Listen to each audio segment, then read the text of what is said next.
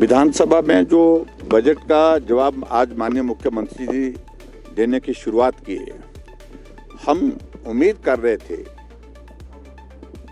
कि कम से कम अब बजट प्रस्तुत हो गया, उस पर चर्चा हो गई। चर्चा के बाद जो सही तथ्य हैं, सही बातें हैं, उन तथ्यों को जवाब के रूप में मुख्यमंत्री जी सदन में देंगे। लेकिन मुझे इस बात को लेकर के अफसोस है कि यहां बोलना और इस तरह से मुख्यमंत्री को ठीक बात कहना, इसका कोई औचित्य नहीं रह गया है। वो अपनी बात पर अडिग हुए पड़े हुए। उन्होंने बोलना ही गलत है, बोलना ही झूठ है, तथ्य तोड़ मरोड़ करके प्रस्तुत करने हैं। तो इसलिए हमने कहा कि हम थोड़ा करेक्शन करना चाहते हैं। जो आप आंकड़े यहाँ पर इस माननीय सदन में पूर्व सरकार के वक्त के लोन के दे रहे हैं, ये आंकड़े सही नहीं है। अगर सही मायने में मुख्यमंत्री चाहते कि उनके जवाब को विपक्ष सुने और प्रदेश भी सुने, तो उनको तुरंत अवसर देना चाहिए था, मौका देना चाहिए था, तुरंत बैठना चाहिए था और हमें बोलने का मौका देना चाहिए था। जब विपक्ष की ओर से मैंने बजट पर चर्चा की शुरुआत की, 4 बार मुख्यमंत्री उठे, जबकि उनको जवाब देना था, बाद में भी दे सकते थे। लेकिन हमारी स्पीच को इंटरप्ट करना, डिस्टर्ब करना, उस सारी चीज के लिए योजनाबद्ध तरीके से बीच बीच में उठते रहे। आज जब हमने सिर्फ एक बार उठ करके बात कहने की कोशिश की कि जो आंकड़े आप प्रस्तुत कर रहे हैं ये सही नहीं है, उनको इस बात को लेकर के जानकारी होनी चाहिए। जो वो आंकड़े प्रस्तुत कर रहे हैं कि जो लोन के रूप में भारतीय जनता पार्टी की सरकार ने जो पैसा लिया था, उसका ऋण और किस्तें अदा करने के लिए उनको पैसा जो है देना पड़ा। क्या भारतीय जनता पार्टी की 5 साल की सरकार को उनका लोन लिया और जो कर लेने के साथ साथ जो ब्याज था उस पर पैसे देना पड़ा?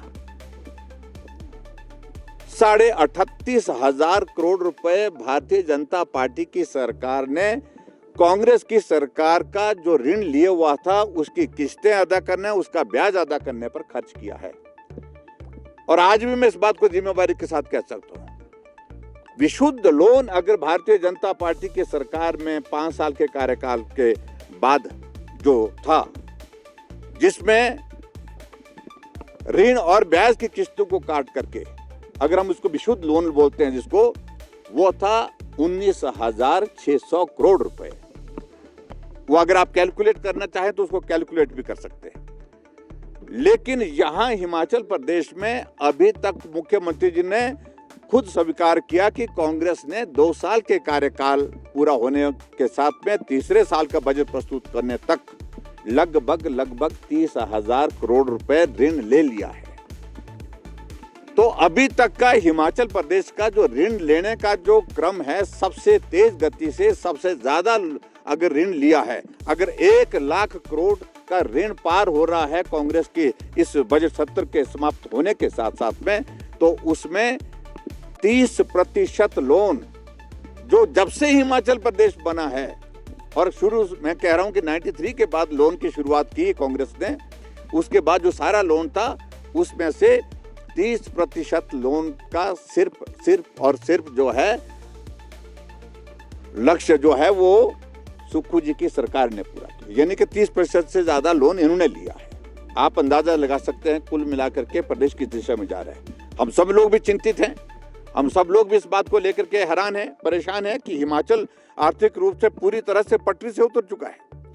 अब झूठ बोल करके कोई अर्थ नहीं है, झूठ बोल करके तथ्य ठीक नहीं होंगे, झूठ बोल करके जो है हिमाचल प्रदेश को अब पटरी पर नहीं ला सकते हैं।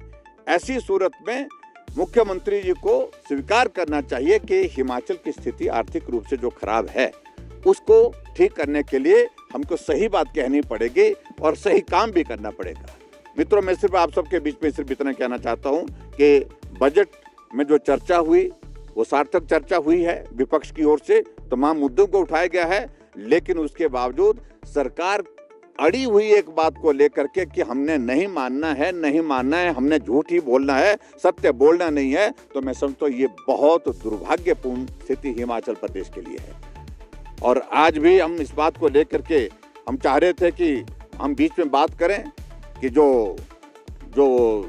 विमल नेगी जी की जो मृत्यु हुई है उस पर अभी तक जवाब दें, मुझे मालूम नहीं जवाब देंगे कि नहीं देंगे, लेकिन आज भी हमने इस बात को लेकर के स्पष्ट कहा कि हमारी सीबीआई की जांच की मांग है। और एक अधिकारी सीआईडी के एसपी, नाम लेने की आवश्यकता नहीं है, सोशल मीडिया में अपने एक अधिकारी पुलिस विभाग में भी ऐसा है बोलते हैं। आप क्या संदेश दे रहे हैं? ये स्थिति दुर्भाग्यपूर्ण है हिमाचल प्रदेश के लिए। आज से पहले कभी ऐसी स्थिति नहीं बनी, न कानून व्यवस्था की दृष्टि से और न ही आर्थिक दृष्टि से और न ही विकास के जो पिछड़ा हुआ विकास जो आज के दौर में है, इसको ऐसी स्थिति में कभी भी नहीं ले गई कोई सरकार, जो वर्तमान सरकार ने हालात पैदा किए।